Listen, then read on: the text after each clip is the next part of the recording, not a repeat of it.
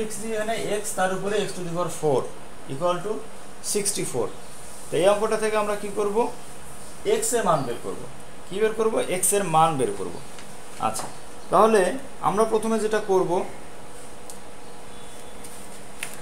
x তার উপরে x4, তাহলে x তার উপরে x4 ইকুয়াল টু 64 কে আমরা 8 তার উপরে স্কয়ার দিতে পারি। তাহলে কি 8 8 64। আচ্ছা, এখন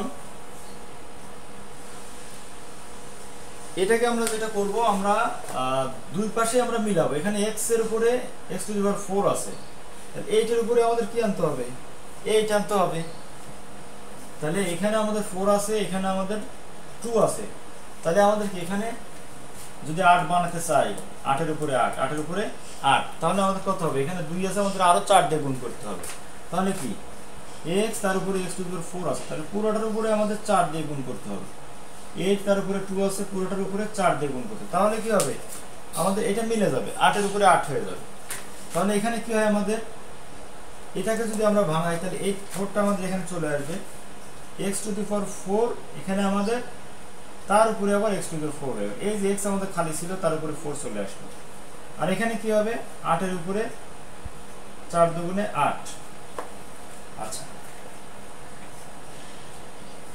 তো এখন আমাদের কি দাঁড়ালো? আমরা এখানে পেলাম x টু দি পাওয়ার 4, তার উপরে আবার কি x টু দি পাওয়ার 4, আর এখানে 8 তার উপরে 8, তার মানে কি দুটোই কিন্তু আমাদের মিল আছে। সো আমাদের ফর্মুলাটা কি? যদি আমাদের y to the power y হয়, তাহলে আমাদের কি n to the power n, এটা যদি আমাদের কন্ডিশন হয়, এখান থেকে রেজাল্ট কি হয়? y ইকুয়াল টু n, মানে উপরেরটা সমান হয়, এই উপরেরটা আর এইটা সমান হবে।